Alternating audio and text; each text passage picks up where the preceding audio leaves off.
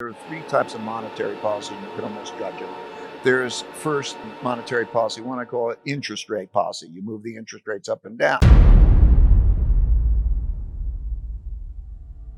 What's an order? An order is the system that's operating. How do you operate? So, for example, there is a domestic order. We have a constitution and democracy, and that's a system that operates, and that continues on until there's a war, and then there's another system that comes and replaces it. Our system has lasted for a long time. There's also a world order. In other words, a world system, and that world system of operating comes after a war. Why does a war happen? Because conflicting parties of about equal power have a fight, and the dominant power wins, and then they get to set the rules. And the last time that happened was in 1945 because of the end of World War II. So, at the end of World War II, the United States had 80% of the world's money. Gold was money then. It had half the world's economy. It had a dominant military power. And for that reason, because it was the dominant power, in the New York is where the United Nations is, Washington, D.C. is where the IMF and World Bank, they put it there because it was the American world order. The dollar was the world's reserve currency, and that always happens. Before that,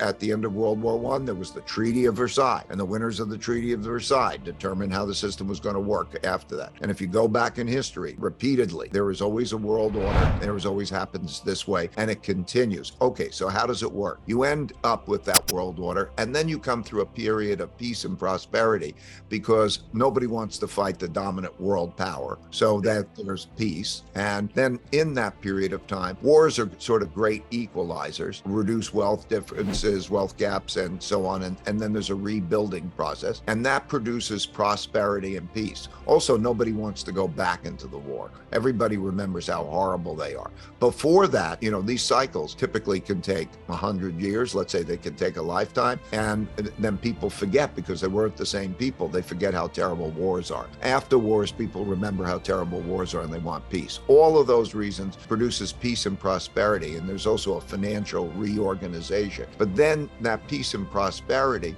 leads naturally to the country that has that having the world's reserve currency. A reserve currency means it's the currency that's accepted. So naturally, the dollar is the world's reserve currency. Before that, it was the British pound during the British Empire. Before that, it was the Dutch guilder. It's the same pattern. And there's peace and prosperity with the world's reserve currency. Now, when you have the world's reserve currency, the rest of the world wants to save, and they save in that currency. And that leads the country who has the world's reserve currency to borrow. It gives them what's called the exorbitant privilege of being able to borrow and print the world's currency. Boy, that's a good thing to have. And then what they do, of course, is as prosperity continues and asset prices go up, like stocks go up and everything does really well, it encourages more borrowing and spending and betting on prosperity. And that begins to have a rise in levels of indebtedness. So you see debt levels rise. And the third thing it does is it creates greater wealth and values gaps. There become greater naturally. The wealth that's built up is distributed unevenly. And those who make a lot of money then begin to have a larger wealth gap. And that creates also an opportunity gap. If we're lucky enough to have the money, we can educate our children well, and so on. That gives them an unfair advantage as in relationship to others. And so this wealth gap increases at the same time as levels of indebtedness increase. And then, of course, what happens is the competition increases. The competition increases because when you win and you have the other Germany or Japan or other countries destroyed after the war and there are no other competitors, then it's a dominant position. But with time, others learn and begin to build up, like China particularly has increased its per capita income and its competitiveness. And so China is a competitor with the United States, but all through that time, it was like the British were competitors with the Dutch and so on. So we see that pattern happen over and over. As that power gap narrows, then conflicts about how things should go increase. And internally, there is a conflict over wealth and wealth gaps. And then there's a higher level of indebtedness, which makes for a worse set of circumstances. And that combination of circumstances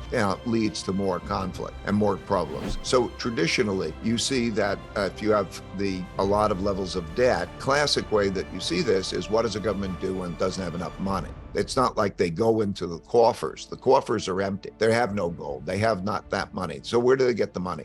They have to take the money from somebody else. That's either through taxes, or what they do, more people get angry when they're taking it away and there's a big fight over it. So what they usually do is they print money, and through the Roman times, back in Roman times, they had gold coins. They put less gold in the coins. They put other metals in the coins. And inevitably they print money when they want to spend more. And that, of course, produces the inflation. It devalues the value of money, and you lose buying power. And when that happens, at the same time there's a large wealth gap and opportunity gap, that produces a lot of internal conflict of the sort that we're seeing now. You always see populists of the left and populists of the right. What's a populist? A populist is a person who will fight for their side. They are not compromisers. So that you see that you get to the point where there may not be compromise. For example, January 6th is right out of the populist playbook. In other words, fighting for power. It's entirely possible that we will see that neither side in the upcoming elections would accept losing. Okay, and there's a conflict.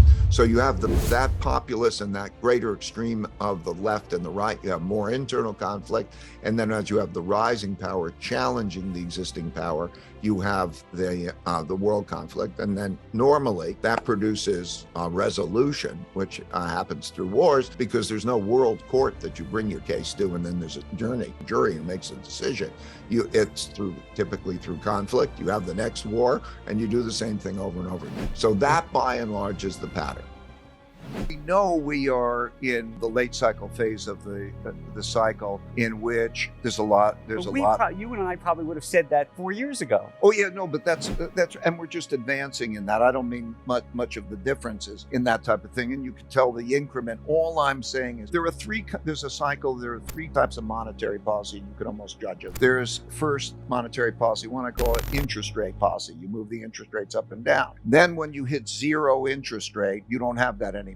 The next policy that you have is what I call monetary policy 2, which is also called quantitative easing, where a central bank buys bonds from investors, and then it goes in the hands of investors. The money goes to other investments, and investments go up, and those who have investments do well, and so on, but it doesn't trickle down in the same way. Right. That's monetary policy. We're in number 2 right now? No, we're in number 3 right now. Monetary policy 3 is when there needs to be a redistribution of wealth. And the way that works is that only the federal government can determine where the money goes. The federal government gets to determine how much I tax and where I distribute it. And the central bank gets to determine how much there is of it, how much money there is of it. And so when the central bank works together with the central government to direct money to give it to others in that way, which increasingly then bypasses investors to some extent and gets money into the checks that we send money around to be able.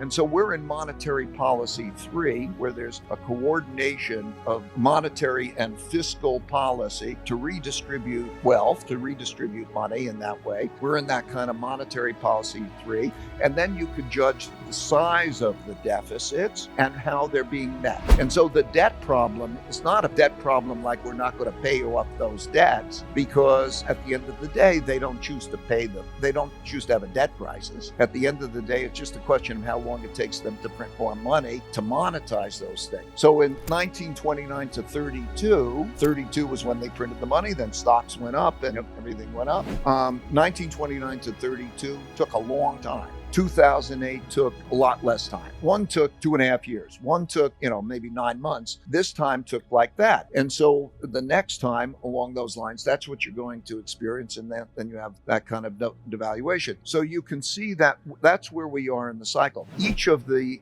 stimulants has been greater than the one before it. So if you start in, let's say, 1980, and every interest rate increase and every interest rate decrease has brought the interest rates to a lower level. Every peak, every trough in interest rates down till you hit zero. And then when you hit zero, every QE has been larger than the one before. Is there a way out of the cycle then? Well, it's like asking, what do you do with the debts? The mechanics of it is Yes, the mechanics of it is have an interest rate that is below the nominal growth rate and below the inflation rate. So you must have an interest rate that way, because think of it this way. If nominal growth in the economy, in other words, inflation plus real growth, let's say it was 3 and 3 or 2 and 2, and that's 4 or 5 or 6, and you kept interest rates at 0, then you are going to reduce your debt to GDP, right? Because you reduce debt service. So if you look at the times that it's been most stretched in history,